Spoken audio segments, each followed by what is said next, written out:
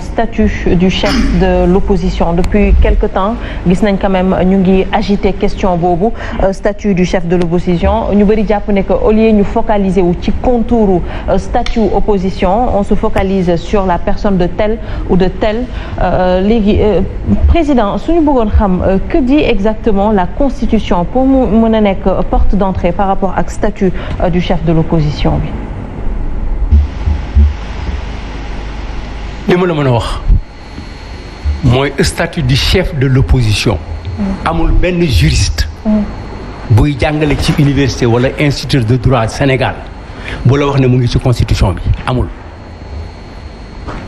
lan moo ko indi ci débat bi c'est ça la question statut du chef de l'opposition amul ci constitution du Sénégal te loolu ñun dañu am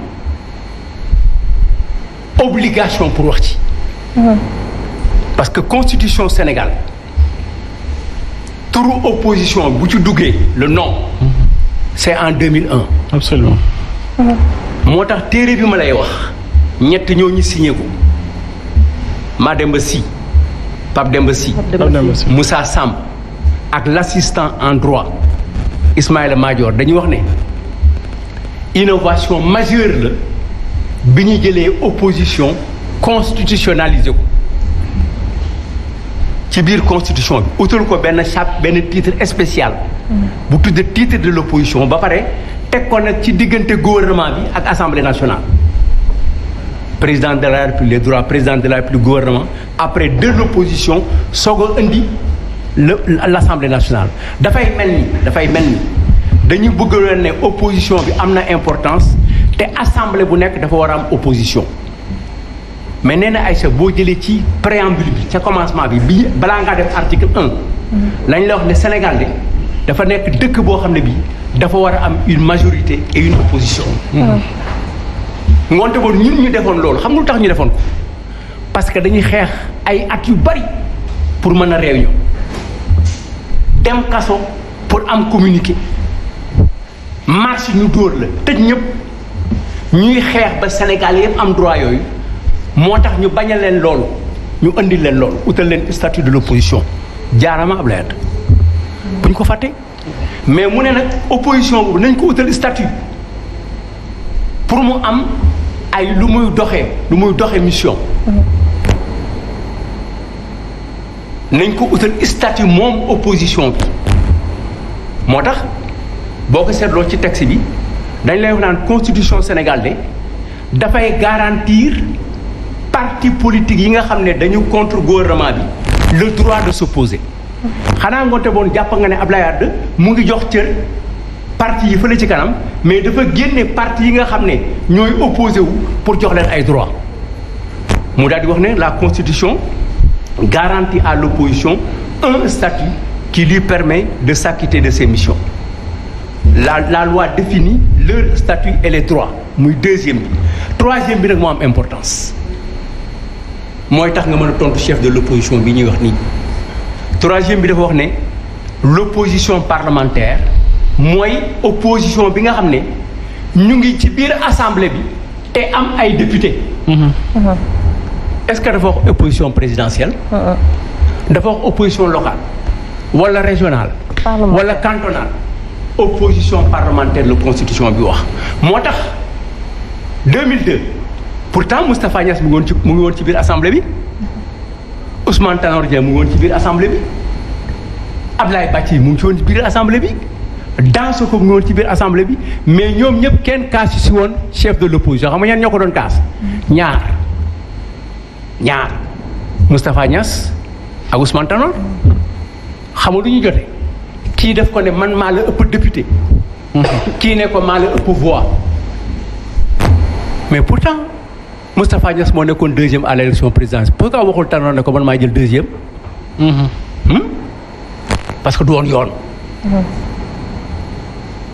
xam nga nag lan moo indi lii pourquoi tey ñu mën ko discuter seet kan la parce que dafa amul féete bu njëkk ba opposition la woon sant parlementaire bii opposition la santul dara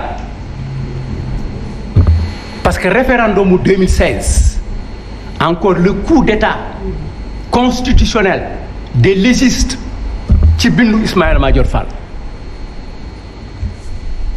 nit ki nekkoon tudd opposition parlementaire moom dafa jël jaasi dagg tànk yi fii ci hanche yi daf ko amputé. mais justement lan moo waral loolu papa. mais moom lañ ko sante wax na la ko neewuñu ko fii ñu ne ko tailleur la mu ne duma tailleur couturier la couturier ay robam du bari ay costume du bari ay cravate mbër par benn la ciy def il court pour le président de la République et sa dame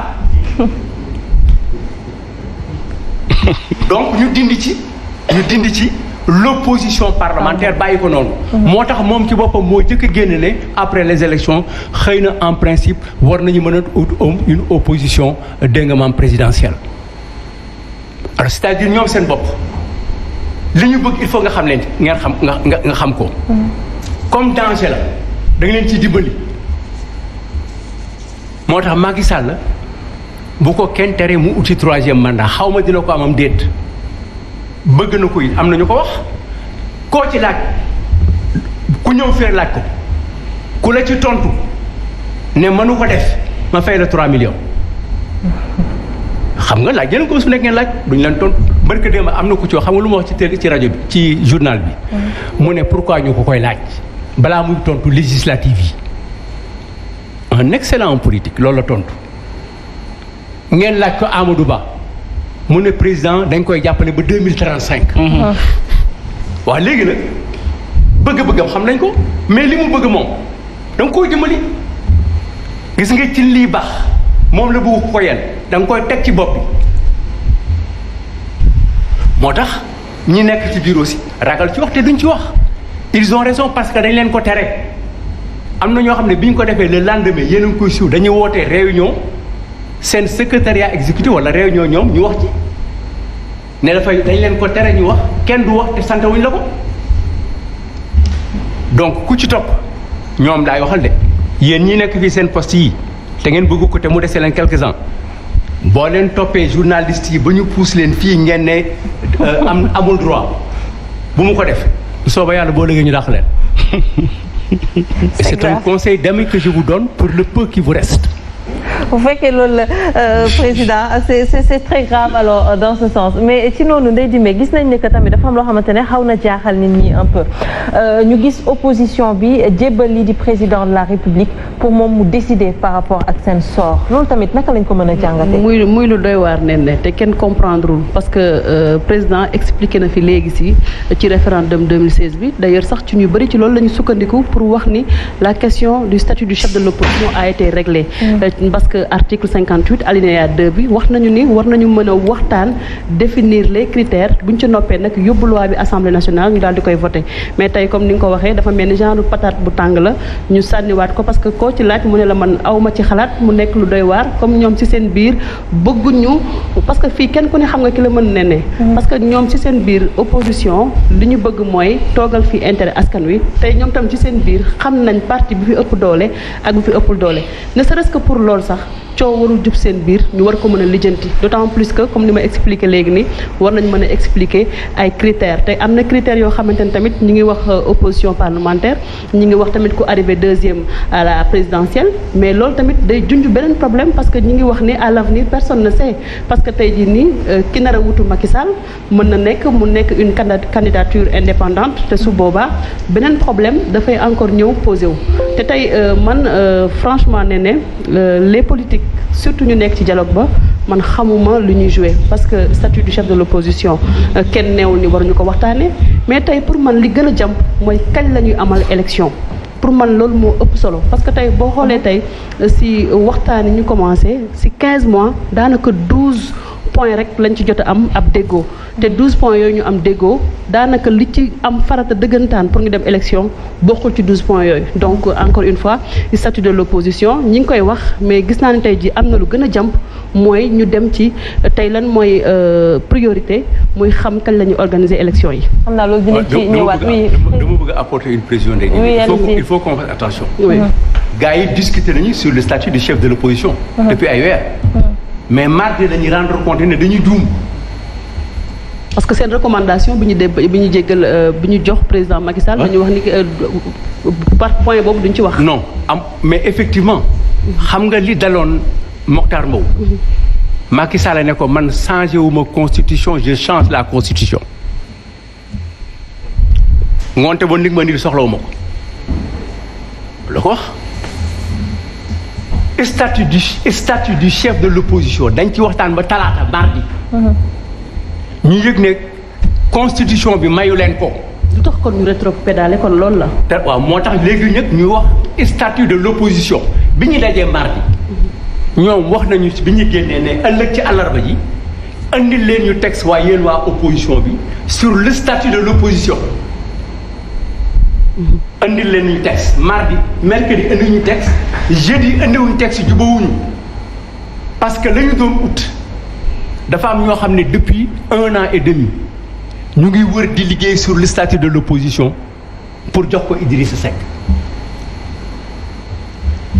Ismaïla Madior wax na leen ko nee na nous pouvons aller vers un chef de l'opposition de la présidentielle. ñu ko doon dox ñu ngi woon foofu ci biir. am na ñu ne sax texte préparé woon nañ ko pour déposer ko à l'Assemblée nationale bi ñu ko doxee ba foofu gis coow li am démb xam ne statut du chef de l'opposition mënu fi am parce que équipe bi tant que amul mënu am capitaine wala déet.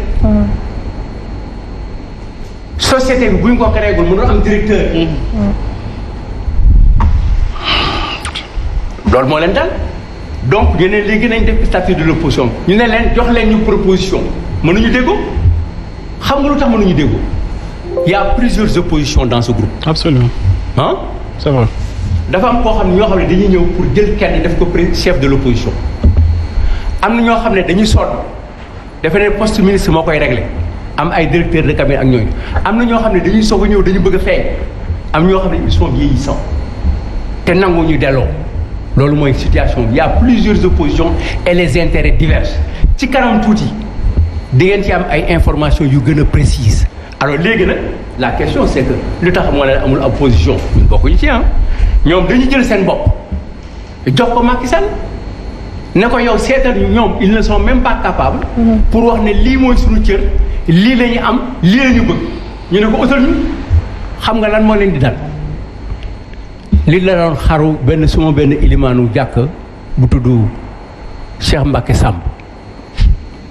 dafa war a jiite ci Tabaski te amul xar tëdd na te amul xar mais bi mu yeewoo fekk benn xar bu rëy dugg ci biir këram ba pare benn paaka bu ñëw nekk ci wetam mu jël ko yóbbu jàkka ja Tabaskee ko xaw ma nag am na Tabaski xaw ma amul Tabaski mais Tabaskee na ko kenn xamul na ñoom dañuy jël paaka bi jox ko Macky Sall pour mu rendi leen parce que seen soxla d'ailleurs Serigne Mbacké Sy wax na ko sànq ci benn postam seen ñenn ñi seen soxla mooy dugg dans le gouvernement ñenn ñi chef de l'opposition doy na leen ñun nekkuñu ci catégorie bi ñun xamuluñ suñu problème wax nañu bu yàgg nous sommes pour la reconquête du pouvoir ñu bu ñu amee jël bu ñu amul jël ci situation ba la ñu donc chef de l'opposition amu fi l'opposition aujourd'hui n'a pas été capable de dire ses droits de définir ses droits de dire ses prétentions amuñu audit sur le fichier électoral amuñu ci ñu séparer comme il le voulait le statut du président de la République et de chef de parti mais xam nga lu ñu am déplacé nañu parrainage annulé nañ ko mais parrainage bi kenn daa ko jëlutal Sénégal yi am nañu ci donc par conséquent c'est l'opposition participante opposition bi nga xam ne pouvoiriste lañu opposition bi nga xam ne dañuy uti place opposition bi nga xam ne dañuy jël seen bopp dem opposition bi nga xam ne guddi dañuy dem palais comme le disait notre frère Serigne Mbacké Ndiaye moom moo xam moo ko wax nga xam ne dañuy jiitle guddi ren di yéeg ñooñu ñoo am soxla mais ñun amuñu soxla boobu sénégalais yi nag ñoom ñoo am jotu ñoo war a seet entre Macky Sall li mu leen wax ak li ñu wax ne moom lu bëgg a def ak ban opposition la ñuy am confiance pour accompagner ko fi ñu jëm donc loolu dafa nekk ay précisions yoo xam ne il faut moom ko mais de toute façon ñoom amatuñu problème parce que la ñu bëggoon jox nañ ko Macky Sall pour mu décider leen comme Macky Sall mën na leen décider nag moom fi mu nekk ci kanam tuuti dina leen ne yéen ñi bu fi kenn tuddee 3e mandat. kon su ma la dégloo balaa ma jox ne kàddu gi kon dafa mel ni li nar a tukkee ci dialogue boobu yéen du leen concerné benn yoon. mais yow Ndeye Diaby est-ce que dem nañ ci dialogue bi. ñaata yoon la ñuy woo ñu ne demuñu. ba ñu waxee ne nañ def lii ci Khalifa Sall def lii ci Karim Wade ak wax ñu ne ministère de l'Intérieur dootu fi jóge mais loolu yëpp mooy amaat à quoi bon y aller est-ce que aujourd'hui nous ci ñu doon toog wala ñii nga jox toog ñun nga xeeb wala ñoom nga xeeb tey dama lay laaj. am nga ci position am nga naxar tey dégg naa la fan yi position du la ko wax. waaw mais gis naa la ak naxar gis naa la ak sa critique tu as été yéen ñëpp toute la presse les sociétés civiles yi ngeen fi invité professeurs yi ngeen invité ak sénégalais yi dans leur yi ngeen fekk ci biir seen kër dañu am naxar. mais nag bëggu si buñ ko wéy parti politique déedéet ñun bu jotee ñuy wax li ñuy laaj dañ ko am incha allahu rabbi. Alors, comment comprendre tey jii professeur cette position de l'opposition suñ ko doon jàngatee naka lañ ko mën a jàngatee. waaw dafa mel ni lu président Macky Sall wax am na de wala mi ngi waaj a am. réduire l'opposition à sa puissante expression ba pare boo tombee moom ay opposants nga xam ne gëmuñu dara am na suñu bëri ñoo xam ne dañu àndoon ak Ablaye Wade mu defal leen teranga bu bëri boo xam ne sax ñeen sax mérité wuñ ko Ablaye du wàcc du daw. ñi naan damay jàngi anglais ñi naan damay kii ñi naan damay lee et cetera ñi naan parti bi amul démocratie mais ci nga faloo amul démocratie mais ci nga faloo pourquoi bi ngay faloo waxoo dara nga xaar ba wàcc léegi di kaas ci parti bi c'est un problème kon quoi qu'on dise affaire opposition bi am na lu ko affaiblir waaye man li ma jaaxal président Abdoulaye bu muy falu amul statut de chef de l'opposition Macky Sall bu muy falu amul statut de chef de kon nañu doyee loolu am statut de chef de l'opposition taxul fal du loolu moo lay fal parce que ñi fi falu yëpp tey amuñu statut de chef de l'opposition xam nga lan mooy dëgg lii am nii parce que man dégguma PDS de xëccoo chef de l'opposition dégguma sa Idrissa Seck ouvertement ne dama bëgg noonu chef de l'opposition dégguma Sonko dégguma keneen dafa mel ni kon waa pouvoir bi ñooy agiter loolu pour discréditer l'opposition. Attention damay répéter li ma wax léegi. waaw ma ne am na ñu koy dox depuis 2019. c'est possible. je reprécise. duma bàyyi mu dem nga defe ne amul. waaw je le répète. d'accord am na ñoo xam ne ñii je les connais. waaw ñu ngi koy dox depuis 2019. xam nga kii day faral di nettali li xewoon ci salon Dansokho. parce que daf ko fekkee. dëgg la. am na ñoo xam ne ñi ñu ngi koy dox depuis 2019. dëgg la waaw xam nga. boo ko mënee Idrissa la de. ah mais am na ñu koy dox pour moom. d'accord mais xam nga actuellement nii. boo xoolee sax dafa mel ni pouvoir bi dañoo bëgg sax jox affaire bi Idrissa Seck. seetlu li ma la wax. d'accord na. gis nga élection yi passé ténor yu bëri ci parti yu yamama yi dañu dem jàppale Idrissa Seck mais loolu ba léegi inquiété wul. pouvoir bi parce que écarté nañu ñaar ñu jëloon deuxième et troisième ci élection législative yi passé xam nga élection législative yi ci wàllu député ñoom ñoo raw waaye ci wàllu voix dañ leen gañ ku jël deuxième coalition Ablaye Wade ku jël troisième coalition Taxawu Sénégal. ñoom ñaar bokkuñu élection présidentielle kon bay fal chef de l'opposition ci présidentielle bi yaa ngi juum parce que élection boobu du référence ñëpp nañ ñu mu demee parlementaire nag moom mi ngi taw liggéey mi ngi représenté peuple bi kon jox ko loolu moo gën a ci mais ñoom xam nga fu ñu ko teg nag ba dañ jàpp ne Idrissa Seck du gagné benn élection dañ ko ñeme dañu waxante dëgg mosu lañ jaaxal ci dara am na waxtu yoo xam ne sax avant élection dañ doon wax ay yëfu grave yi ñu doon wax dañu doon tëj kaso Idrissa doon wax kenn ko def dara dafa mel ni daal ñoom da leen leer ne kii du Moussa Fallou moo tax mosu leen tiital fu mu ne ni sawar nañu pour jox ko statut chef de l'opposition pour rey définitivement PDS ak keneen ak keneen waaye débat boobu est-ce que actualité la. bon c'est important quand même parce que bu fekkee ne parce que dañ ne il faut moom loi bu ko wax. am na yenn yoo xam ne rek nañ ko Mali sax bi am na mais loi bi amuñu spéculer waa ñiy waxtaan ba noppi est-ce que lu ñu tënk président dana ko appliquer yaa dañu waxtaan fii ak autour de Matar président jël ne lii d'accord les d'accord ma constitution la muy servir. te ñoom yàgg nañ jël fii loi ak décision boo xam ne mosuñu consulter opposition. kon dafa mel ni tey dañu leen bëgg a discréditer ak tamit wane ne ñii daal déggoowuñu ak itam ñu génne seen xel ci liggéey bu leen wax mooy liggéey opposition. boo waxee ñu ne non non non nous sommes en Covid 19 ba kenn wax taluñu ko pourtant ñu ngi jël ay kéwél yóbbu seen kër ci biir Covid 19. ak yeneen alors pourquoi ñoom ñu bëgg a réew bi bañ am opposition loolu baaxul parce que ñàkk opposition baaxul sax ci njiit. il faut nga am ku lay wax dëgg ku la contre boo ko dégloo la nga xam ne jàpp ci yenn maanaam nga def ko loo xam ne yenn maanaam nga baax ko nga baax mais boo waxee ouvertement yow da nga bëgg opposition nga faagaalgal leen te yow nga faloon ci opposition dafay xaw a doy waar. kon ñun ñii soyons vigilants ñun débat chef de l'opposition du ma ne amul importance mais du loolu ba ñu soxal pour le moment. ñoom ñuy ñëw chaque jour 10 ne Covid 19 kon xam nañ loolu mooy priorité ak leneen ak leneen kon bu ñu divertir. te vraiment il faut opposition ña fa ne am ful ak fayda ñu ci bëri nañu opposé wu juste pour fan pour am poste. parti yu bëri ñoom ñëpp àbb nañu ñi nga xam ne ñoo gënoon jege Abdoulaye Wade ñu bëri dem nañ si ñoom. dëgg la ba pare li ci gën a grave foofu laa jeexal ils sont reçus dans la coalition au pouvoir parce que yow bu nekkee sama noonu ànd ak kii. nga war ko ñëw ci man warkat ni lu tax ma lay fal Sénégal soxlawul ñuy fal warkat jox ko poste mu lekk suñu impôt rafetul kii warkat PDS nga ñëw jël ko dugal ko ci APR jox ko poste boo xam ni xaalis alal réew mi lay doxal te bari na fi ñoo xam ne ay warkat la da ngay tiit nga ne kon kii la ñu faral ministre kii def ni kii moo nekkoon premier ministre ñoo gañe fi élection mu ne way alors damay sa Macky Sall sama xarit la bi nga nekkoon directeur de campagne di ko xeex nekkul sa xarit. bi nga wàcc ci la nekk sa xarit.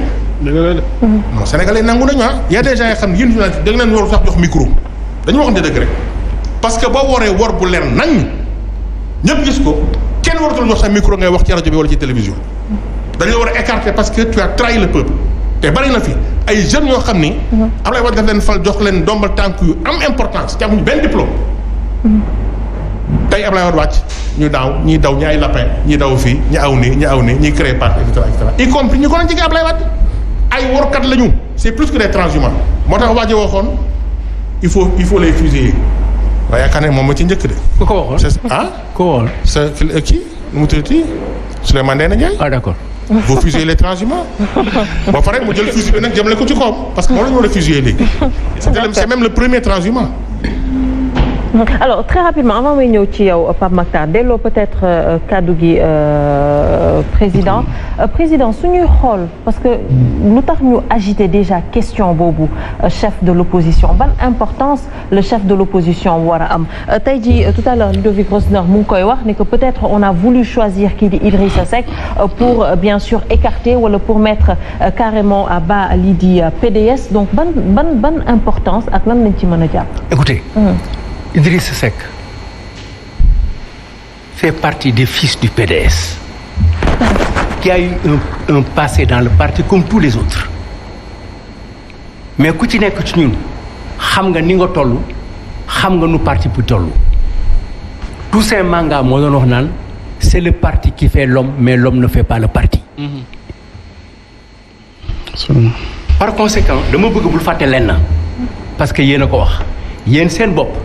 da ngeen jàpp ne Macky Sall dafa bëgg a def 3e mandat bu wax nañ d'accord nañ wax ko mais li leen jaaxal mooy bu ne ku ne mën na ko am kenn du la def dara mais ku ne mënu ko am ñu dàq la wala ñu sonal la moo tax man duma ko wax mais xam naa li mu bëgg nag gis nga ki li mu bëgg nag dafa am ñaari façon yoo xam ne il faut mu def ko d'abord xelam dem na sax ba war a nekk falu ba 2035 moom wax ko de mais ay nitam wax nañ ko est-ce que amul fixé na programme pour 2035 ministre des affaires étrangères Amadou Ba ne moom soxlawul nekkul candidat li mu bëgg mooy gunge Macky Sall ba 2035 astafurlah dëgg loolu dëgg waaw ngoonte moon boo bëggee dem ba 2035 il faut nga am ñu la dimbali ñi la dimbali da ngay seet ki nga xam ne moo la war a sonal bi nga ko génnee ba pare exilé ko déporté ko nga seet ñi ci des ñoom ñi lu ñu doon wax les élections ont été falsifiées reconnaître ñu président de la République wala déet dëgg la jëkk nañu sax ci parrainage bi ne d'accord nañ ci parrainage bi pare nañu am nañ ko mais nañuy liggéey ak ñi nga xam ne refusé nañ seen parrainage bu ñu dem élection bu leen ko fàtte de bu leen ko fàtte de alors léegi nag moom dañ ne ko soxla nit a ko dox wax naa leen nit moo yor tànkam guddi bëccëg di ko dox lu leer laa ci am nit kooku kan la du ma ko waxagum doñ ko baaxee non non teel na moom dégg na ma ay nitam dégg na ma am na ay nitam yoo xam ne wax naa ñoom barke démb moom xam na député la actuellement du ma la wax naan la de toute façon loi bi benn député amoon na ko ci biir foofu y a un député qui est sorti pour parler du chef de l'opposition loolu amul 3 mois amul 6 mois ci at bi ñu nekk nii législature am na kenn ku gën wax ko te du majorité waaw mais moo tax attends wax naa leen ne Moustapha Niass ak Ousmane Tanor Dieng mësuñu ko xëccoo ñu ngi koy xëccoo ci biir opposition parlementaire loolu leer na fekk ngeen loolu pourquoi ñi nga xam ne ñoom nekkuñu député nekkuñu leneen nekkuñu ministre di ko xëccoo te am ku koy dox parce que ñoom ñoo ci dugal ne bu fekkee ne nangu ngeen ko ba def ko bu ñu leen ko defee dañ leen jox xaalis tudduñu milliards fii yéen dégg waaw mais bu leen fàtte loolu dès l'instant ñu ngi attaché ci poste bi ay milliards mais ñi soxla xaalis te ñàkk nga dem jëli ko voilà la question loolu ko agité mais bi ñu demee nag ba moment yi ci biir opposition bi nekkoon ci dialogue bi am na ñoo xam ne seen bopp yeewu na moo tax ñu wàññeeku mais l'opposition doit avoir un chef mais le chef ne peut pas avoir de statut ensuite damay fàttali ne nous sommes dans une démocratie représentative. Absolument. Démocratie représentative ñii représenter peuple bi ñoo ci ëpp doole. te lañ leen tànn. ngoonte mënuloo am démocratie représentative ba pare jël opposition bi di ko génne de l'Assemblée ne parce que kenn la ci ñeneen candidat ma jox la benn exemple concret bëgguma tudd tur mais il faut que peut-être am na ku nekkoon candidate à l'élection présidentielle candidat ou candidate kenn parrainé wu ko mais Sénégal yi dañ doon laaj mooy kan wala mais kooku bu bokkoon ci élection yi jël deuxième mooy nekk chef de l'opposition te amul chef de quartier amul chef de village amul un élu local amul élu communal amul nit ku ne ci parti am la bokk bu nekk élu régional mësul am député mësul tax tenir meeting biir Sénégal kooku war na mën a nekk chef de l'opposition. chef de l'opposition dama leen di laaj mais wax leen ma déet. kon déjà loolu limite la par rapport ak li ñuy wax ne que arrivé deuxième à la présidentielle mën na ko désigner. mais bien sûr parce que ensuite xam nga lan moo normalul monsieur Ludovic ak Matar mënuñu jël constitution bi ñu génne 2016 jël ay dispositions yu importantes jox ko parti politique dispositions yu importantes la ñu jox parti politique yi effectivement dans la constitution la rationalisation jox ko sax ay mission de formation à la citoyenneté jox ko ay mission de développement jox ko mission de surveillance de la gestion des politiques publiques jox ko des missions de bonne gouvernance waaw ba pare nag léegi ne kenn loolu di ay coono di ay dox di ay liggéey di ay jàngale di ay conférence formation nga ne nag léegi benn waay mën na toog fële pendant 365 jours 5 fois xëy benn suba rek ne même droit la war am ak parti boobu ak chef de parti boobu ndax loolu c'est juste du tout. ah déedéet. moo lay wane que le président de la République dans sa révision constitutionnelle s'est joué de Sénégalais donc lu ñu doon wax ci loolu am na dafa am lu feeñagul nag di ci des mooy le problème des droits nouveaux et on en reparlera xam naa dinañ ñëw léegi sax nga leeralal ñu ko président alors Omar Faye est-ce que tey ji reconnaître nga lii di opposition est-ce que xàmmeliku nga opposition bi taxaw tey. xàmmeewu ma ko kenn xàmmeewul opposition bi. kooka la. Omar Faye. Omar Faye l'opposant. moo xàmmeetul opposition bi. non te ngeen di ay seet. waaw xaaral waaw moom là où on parle de chef de l'opposition. Pourquoi on n'a pas réglé le problème de la rationalisation des partis?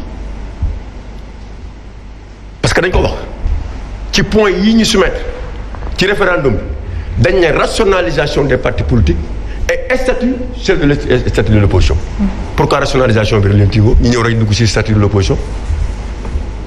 C'est de la professeur ni nga ko waxee c'est de la diversion te ñii dañ ci ay ci affaire divorce. ñi ñan nguur gi bu Macky bi da si ay te dama lay wax benn affaire. opposition mooy aider Macky mu am deuxième mandat. opposition bii dinaa la wax tey mooy aider Macky pour mu demaat troisième mandat. non maa la wax yorkat bu wér. opposition ne moom mooy opposition moo ko dimbali ba mu am deuxième mandat. opposition bi moo koy dimbali waat pour mu am troisième pour mu dem defaat élection troisième. di troisième mandat ok. professeur nee na léegi. dañu écarté ñaar ñu xamante ni ci élection législative bi dañu amoon doole lool muy coalition bi Macky Sall bi kii jiite woon Abdoulaye Wade ak coalition bi nga xamante ni ne moom la Khalifa Sall jiite woon ñu écarté leen des législatives mais le référendum c'est quand est-ce? C'est quand Macky avait perdu toutes les grandes villes lors des élections locales. C'est que Wade avait vécu en 2009 ñu ne Wade lii alerte la pour wan na ko 2012 da ngay ñàkk Macky l'a vécu en 2012 avec les élections les premières élections locales boo koy seet toutes les grandes villes du pays Macky da ko perdre si la defee indi wa changer carte d'identité yi si la defee référendum pour jaxase carte gi pour mën a préparer deuxième mandat joxe avis conseil constitutionnel dugal si yeneen point tey ñu ñëw wax problème statut de l'opposition statut de l'opposition présidentielle bu Wally Seck mën na nekk c'est-à-dire que Doudou dégg naa la li nga wax nag mooy Wally Seck suba mën na nekk le président le chef de l'opposition sénégalaise. waaw. maa la wax lii de. waaw. parce que bu nee Wally yéey mu yor moom ma xam ko ci pays bi dañu bëri ñoom ñëpp bu ñu ko voté mu nekk le chef de l'opposition. bu dee bii chef de l'opposition la ñuy wax ñoom Wally Seck na préparé dem élection bu xëyee nekk chef de l'opposition concert jot bu defar concert yi tonton ñu ne la chef de l'opposition bi ne defar concert bu dee si contexte bi ni ñu ko jëlee la parce que parlementaire mais loolu moo yenu maanaam mais xam nga tey Macky il joue et si biir jeu bi Idriss Seck da koy jàpp da koy dimbali. ah bon moo tax mu mettre waaw. Il y a un budget de 3 milliards prévu pour le chef de l'opposition. 3 milliards. maa la wax li pour le chef de l'opposition. Pour que demain bu ko nekkee kii mën a nekk candidat. Parce que opposition bi ñu am bii nekk fële boo leen xoolee xam ne ñii duñu opposition. Mais kan moo mën a imaginer après les élections présidentielles dañuy ñëw def conférence de presse reconnaître ñu la victoire du président dem ñibbi su lañ gëjee wax. porté wuñu non defuñu dara. ñu xëy suba lii amaat dialogue politique ñu commencé di dialoguer xool li ñuy def créer benn bruit benn point rek moo leen intéressé ci dialogue bi ñu def yëpp benn point rek moo leen intéressé. pour permettre à Macky d'avoir mu dem poser votre candidature pour le troisième mooy le chef de l'opposition.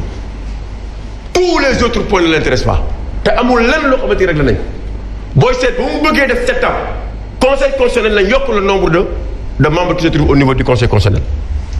ñëwaat ne on va augmenter le nombre de députés 15 députés si diaspora bi lañ augmenter ñëw taxaw ñu amaat deuxième mandat tey nag c'est le chef de l'opposition te chef de l'opposition boobu bu ko nag du deñ si moom loolu la gëm c'est ça loolu kese la am tey pour imposer ko te kenn mënu ko def mooy ki nga xamante ni mooy jël deuxième ci élection présidentielle yi loolu mooy gis-gisam kooku la ko bëgg a jox mais opposition kay une fois nga nekk président de la république waaw sa opposition foofu la war a nekk wala ci parlement yow yaay yor pouvoir présidentiel waaw dëgg nag sa opposition nag war na mën a nekk ci pouvoir parlementaire. mais franchement donc dafa am yoo xamante ni nen ne mën nañu toll ci réew mi tey fi ñu toll tey ñu jóge ci Covid 19 di wax résilience économique dugg ci relance économique bëgg ñoo ñuy wax ay chef de l'opposition nag mais vraiment aussi ñun tamit. dëgg-dëgg am na nag ñun nañu def ay nawle. réew mi nañ def nit ñi ay nawle. quand même buñ ñu tee di ñu fowee di ñu kalli-kallee. te nguur gi nag vraiment fo bi mi ngi commencé ëpp. dëgg ku wax xam ne lii mi ngi commencé ëpp. te lu ëpp tuuru. te nit ñi nag duñu la may bu àggee am na bu ñu fa tolloo dañuy étouffer te ñii ils se sont parvenus à étouffer toutes les organisations dans ce pays. Ce que Macky a réussi c'est d'instaurer la division partout dans ce pays. Que ça soit dans la religion, que ça soit au niveau des syndicats, que ça soit au niveau des médias, que ça soit au niveau des politiques, partout il est parvenu à instaurer la division. Et cette division, boo demee ba étouffer leen là après yow yaay étouffer sa bopp nag da ngay étouffer wu yow te bu defu ndànk foofu la jëm te bëgguñu mu toll foofu. Pas Macky. Oui. Tu permets non allez-y. apporter une précision balaa muy rëcc. Dans le référendum da ngay jàpp ñaari yëf. li nit ñi wax ak li ñuy bind du benn. yaa ngi wax léegi rationalisation des partis politiques moom ngeen doon wax ñoom moom lañ doon wax. pour wane ne parti dañ koy wàññee mais binduñu loolu ci constitution bi. acte 1 ci programme bi ñu joxe les points bi ci jiitu c'était la modernisation du rôle des partis politiques dans un système démocratique. Modernisation mais pas rationalisation. Parti kenn rek moo ko mën a rationaliser les élections. Absolument.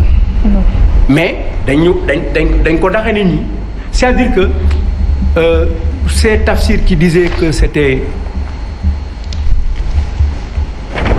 le mensonge d'État mais aussi c'est des bluffeurs d'État.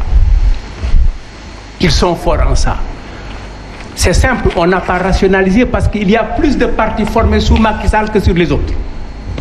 Wala déet? Et les partis n'arrivent pas à bouger ku bouger ñu tëj la. Alors que li ñu waroon def li ñu digoon ñoom mooy moderniser le rôle des partis politiques pour ñu am un impact sur le système démocratique sénégalais. Est-ce que def nañ ko? Est-ce que am na? ñu annoncé l'évaluation des politiques publiques. 2016, 2019, 2020, 2021, 2016, 2017, 2018, 2019, 20 ans, 5 années. 5 années, 5, 6 sax 5 années ba léegi nii fan nga mës a dégg président assemblée nationale jóg ne nañu évaluer les politiques publiques. On n'évalue pas les politiques publiques, on refuse même de contrôler la comptabilité de l'Assemblée. Voilà les questions qui nous posent. C'est ces questions yi nga xam ne moom la ñuy wax depuis 2012.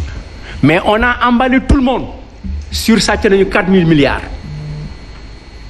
Mais est-ce que jàpp leen ne Sénégal bu benn nit sàccoon 4000 milliards dañu war a rey fonctionnaires yëpp. wala déet. ak trésor. 4000 milliards bu ñu ko sàccoon Sénégal est-ce que waruñu rey tous les fonctionnaires. C'est insulter notre fonction publique. ñi ko doon wax naan sàcc nañu 4000 milliards.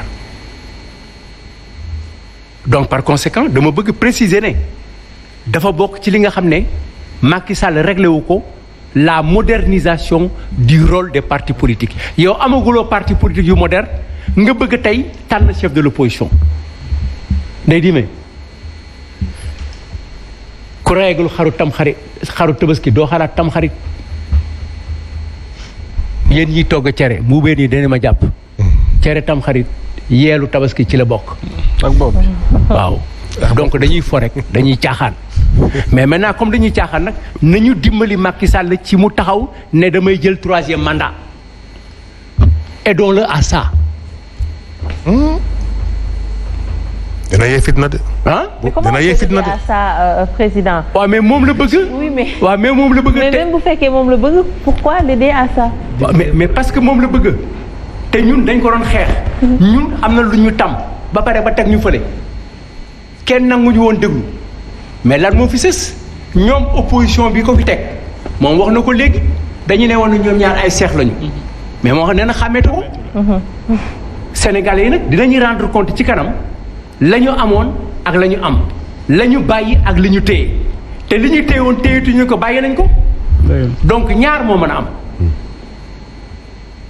les partis qui sont conscients que Sénégal dafay compter partis yi nga xam ne ñu ngi dund que mas nañu bokk ci gouvernement mas nañu ko bokk masuñu ko yoro ñu reconnaître les fautes qui ont été commises ci passé bi ñu reconnaître cette erreur te xam ne tey Sénégal ci loxo yi mu nekk tey ci danger la ko jëmee. bien sûr. mais est-ce que ñëpp am nañu capacité pour def ko il faut que ñu forcer leen pour réew dafay toll foo xam ne fii pour nga changer ko il faut nga aw fu metti la situation du Rwanda n'est pas on n'y est pas parvenu par la paix dafa craviser ay crises yu am importance les grandes crises les grandes difficultés les gros problèmes d'un pays dafa war a tax mu repenser boppam. Comme on n'a pas pu s'en servir, mais je pense qu'il faut que le président fasse le maximum possible ba nga xam ne. mais nee na nga baal ma rek ma kii wag foofu moom et maintenant le rôle de la société civile.